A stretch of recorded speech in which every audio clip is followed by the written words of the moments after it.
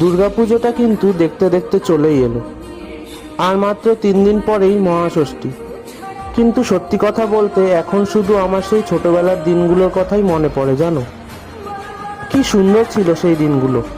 মা বাবার সাথে কেনাকাটা করতে যেতাম, একসাথে ঘুরতে বেড়াতাম। কিন্তু এখন পরিস্থিতি অনেক পাল্টে গেছে। অনলাইন শপিংয়ের যুগে আগের মতো করে কেনাকাটা করতে যাওয়াটা এখন আর হয়ে ওঠে না।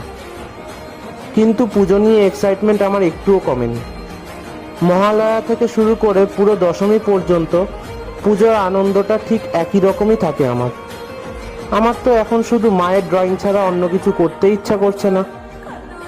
আর তোমরা জানো, আমাদের বাড়ির সামনেই দুর্গাপুজো হয়, আর এখন সেই পুজোর প্যান্ডেল তৈরির কাজ প্রায় শেষের দিকে। তোমাদের কার কার বাড়ির সামনে পুজো হয় কমেন্টে বলো তো। আর হ্যাঁ, লাইক করতে ভুলো না যেন।